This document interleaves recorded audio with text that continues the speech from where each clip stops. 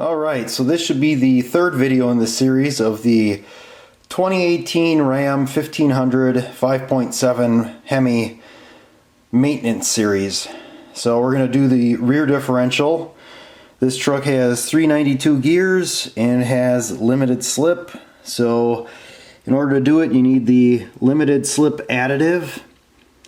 And this is 4 ounces. And then I have 3 quarts total of the 75W140 synthetic gear lube. In addition to the oil and the friction modifier, I also got, so that's the rubber plug, the fill plug, or fill plug in this case, I believe. So, I don't know, I read somewhere that some of them could be cracked, so I'm like, instead of pulling mine out and then realizing it's cracked or it needs to be replaced, I just got it right away. Everything I got here was from the dealer. Because the dealer had better prices than what I could find online, and there was some discrepancy. So when he first came out, he brought out 75W90, and he told me this is what it uses, and it was a full synthetic gear oil.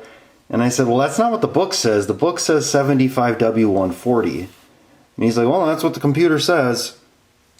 And I'm like, well, I don't think that's right. Like, that doesn't seem, why would they be running a lighter oil in the differential? So then one of the senior parts guys came over and he said, well, you can use either or. He's like, it really doesn't matter. He said the 140 is probably better if you're going to do any type of towing, or if you do a lot of like loaded payload stuff where your box is loaded with weight.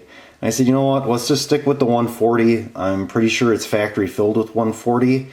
Not to mention the 75W90 that he had spec'd out was over $40 a quart, and the stuff that I have, the 140, that was only like 20 or 21. So I'm glad I went with that, because I don't know, I just feel like that's what it should be. And we have a boat we tow, camper, and then I have a utility trailer with my tractor that I pull, so I'd rather be on the safe side and go with the 140. Alright, so here we are. Here's the axle. So the fill plug is actually just a rubber plug here. You can actually push on it. There isn't any anywhere else to fill it. Drain is going to be on the side right here, and that's going to take a 14 millimeter. So make sure that you have one of those on hand. It's a larger drive. So I know some videos I've seen, they talk about how there's a front fill plug, and I'll show you what I think they're talking about. Alright, so on this side, I believe the older models right in here had a plug, and that was like the fill plug. And you can see there's a nice square spot here where that could be drilled and tapped. But obviously they went away with that. It's much cheaper just to do a rubber plug in the actual diff cover. So older models, or I think there was actually a crossover where there was this plug and the rubber plug in the back, and I think they called the rubber plug like a sight glass, or like your check, so you could see it, the level. And then this was the fill, and then the drain plug was still in the same spot. So alright, let's hop to it. Okay, so to start with, let's pull the plug here. And I pulled this the last time I was checking stuff just to see if I could get it out by hand. Oh, well, that plug actually looks pretty good. Ooh, definitely smells like synthetic. It stinks. I don't know, there were some people that were saying that like those plugs get rotted or dry rotted and stuff. I don't know, that doesn't seem to be the case. And we're right below the hole there, so level feels good. So let's get that drain plug out. Alright, so all I'm using is a 14 millimeter with a half inch ratchet here. And you might want to note too where the plug is at. It looks like it's pretty much flush with the housing there. Oh, not too bad. Little resistance. So when I cleaned out the pan so we get an accurate amount, just so we know how much we should put back. Let's see, I don't know how far out this is. Oh, the other thing I should note is I did drive the truck, so the differential is warm. It's not hot or anything like that, but that should hopefully help the oil flow here quickly.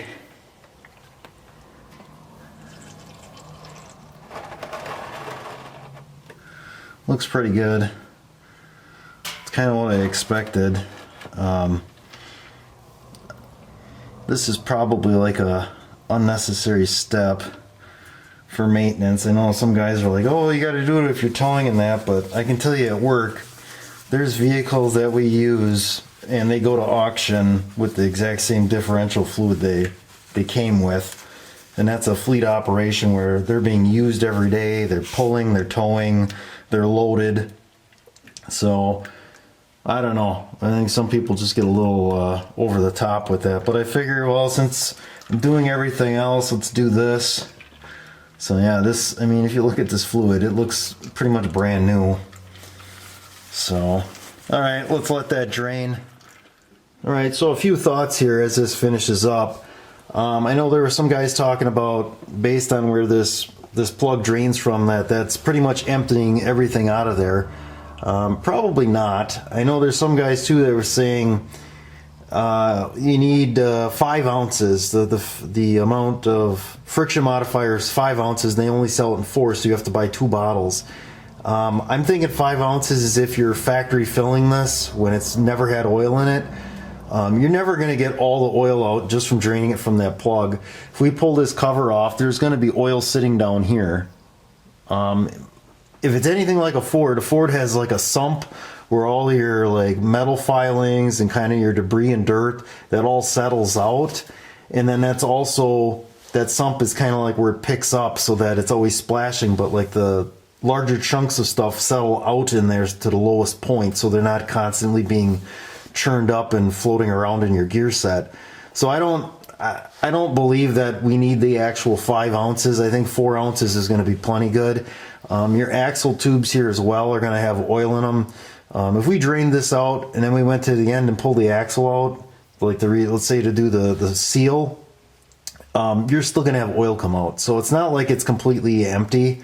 You'd probably get more oil pulling off your bolts on your cover here, but that's a much more labor intensive job. This is pretty quick and easy, so I'm just going to do this. I'm looking at the drain plug too. It doesn't look too bad. There's a little bit of dark, like kind of ground up stuff on it, some fine particles. It doesn't look like it has a thread sealant on it. It kind of looks like a red Loctite or a red sealant. So we'll take a look at that, and then this should be done, and we'll start the filling process. All right, so here's the plug. You can see, like I said, there's just a little bit of stuff on there. That's not bad at all. I've pulled out plugs on our Fords at work that have much more stuff. So this isn't bad at all. That's barely nothing. And you're going to have break-in with that, so don't be alarmed if you do see some like metal flake. There's going to be some break-in on the gear set. That's just the way it goes. So, and I'm going to use some of my my thread sealant that I used on the last project on the transfer case. We'll just put a little bit of this thread sealant just where they got the thread sealant here. We'll skip a few threads, and that should be good. It wasn't in there super tight. Alright, so that looks like where we're going to stop. I got my thread sealant on my plug. I'm not going to get too carried away with this here, with letting it drain way out. Oh, there must be a magnet here. There you go. Look at that. Nice. Well, maybe we will take a little bit more time here and just explore this magnet. So if you take the cover off, you'd get to that magnet, would get all that gunk out. And that's, like I said, that's pretty common. I've seen Fords kind of the same way. Oh man, a lot of sludge. I get my finger stuck in there yet.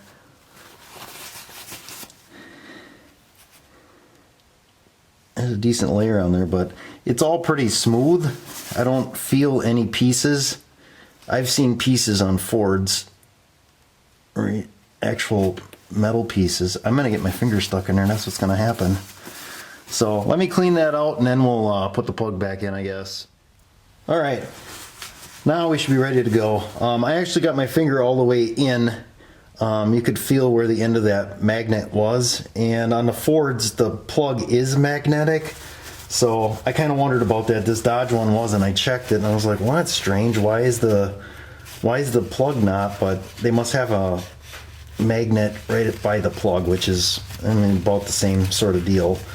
So, and I got all that sludge off. You could feel that there was a layer on it, and I just scraped it off and we're on our way now. So I didn't feel, there were a few smaller pieces, but I didn't see anything that stuck out, so nothing to get concerned about. You're gonna have some. If it all comes out and it looks very silver, then you may have a problem. Then you might want to be more concerned, but that, and this is a limited slip, so you're gonna have some of that clutch material or whatever from those discs. So I'm just doing the same thing the way it was here. I'm just bringing it flush the way it was. It wasn't super tight, and like that should seal pretty nice. So, all right, let's get to the filling process. All right, so I got the first bottle here, and like I said, I got this nice and warm. It was sitting on the engine here.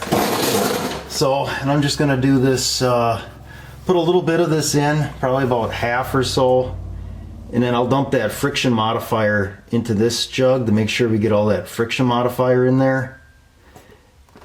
So, and I also measured what I took out, and it was basically 2.5 quarts. So we got 3 quarts, so we should be plenty good. Let's see what we got here. Can we see? I didn't take enough out yet. And it looks like we got enough clearance that we should be able to get these bottles empty, which is nice. If you did need more clearance, you could always pull your spare tire, I guess, or take a piece of vinyl hose and stick it on the end. All right, so I'm about half a quart here. I'm gonna dump that friction modifier in, and then we'll dump the rest of these in. All right, so this is the friction modifier, and this is nice and warm. I actually took the wife's hair dryer and warmed it up so it pours in real nice. I'll just make sure we get all that in there. And the other thing too is you got to remember, like, some of this oil is designed to cling to gears, so when you drain it out, you're not getting it all out. There's still going to be like a residue or film left on the gears, so that's why that 1 ounce that you're missing, that some say, I really don't think that's that big of a deal. I really don't. The worst case scenario, if it is, you'll know it. The rear end will kind of chatter, and then just open it up and dump this in if you can. If you can't, you just got to drain a little out and then add some friction modifier. We've had that with some Ford vans, and those I think were factory filled. I don't know that we ever touched those. They were chattering. We just had to add another bottle of friction modifier, which I believe Ford's is the same, like 4 ounces. All right, so let's dump the rest of this in here. Oh, it's nice and warm.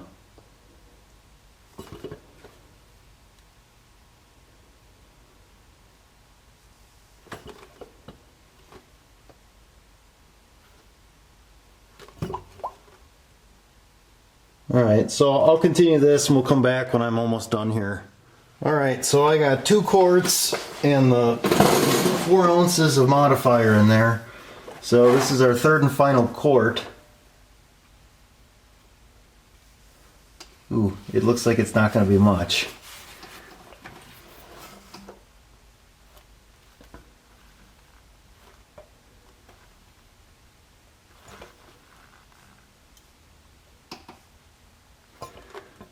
I could feel the oil, so I know we're close here. Let's just give it a second and see if it settles out here, if it starts dripping. Oh, maybe a little bit yet. I don't want to overdo it and have a geyser come out of there. I figured about 2.5 quarts. Yeah, we're not quite there yet. I only took a couple ounces out of this one, so let's go a little bit more here. Let's see where we're at now. at about 20 ounces, and she's starting to drip. So yeah, it wasn't quite 2.5 quarts. So let's let that drip off, and then we'll install the plug. All right, so it looks like it's done here. And if you remember, before I drained it, I put my finger in just to kind of see where the level is. So if it's not coming out the hole here, we got to be right at the top. Yeah, we're right there. So maybe it was a little low to start with, but usually these have a pretty good range. And I'm going to install the new plug. I just put a little oil so it hopefully slides in a little easier. There it is. That's the whole deal. So I do have to say, for changing the differential fluid on this Ram truck, this is really nice that it's a rubber plug and it's just that 14 millimeter drain plug. You don't have to pull this cover off. This is a pretty quick service. It doesn't take much time at all. I mean, especially if you do something like I don't know, if you do a lot of mud running or whatever, maybe get a chance of getting water in here. It's pretty easy to quick drain it out. You don't have to drive it home and do it. You could probably just do it on a gravel driveway somewhere. You don't need anything really special. Besides that 14 millimeter, that could be a trip up. It seemed like I had everything but that. So, all right, let's get wrapping this up then. All right, so before we wrap this up completely, just to mention here, so when I looked in the book too, it said 75 W140, but it also had GL5 and this MS 8985. So I went in with all the part numbers, all the oil specifications out of the book, just so that if there was some confusion, and there was in this case, that I get the right stuff, because there's a lot of new people working new positions the way it seems, and there's enough confusion when you got a seasoned veteran running a parts counter at a dealership. There always is some confusion with stuff. And the fact that they use a number here, they got a USA Mexico number here, and then they also have a Canada number here. He was telling me that Mopar has a number, Chrysler has a number, and then also the FCA has a number. So, I don't know. You just gotta kind of have your numbers and try to put them all together, and hopefully something works. I just gave him the numbers, and he's like, yep, that's what came up. And I said, well, that's what we're gonna use then. So, and like I said, this was $20 less a quart than the 75W90, so that's what I'm gonna go with. So, all right, other than that, that's gonna be it for now.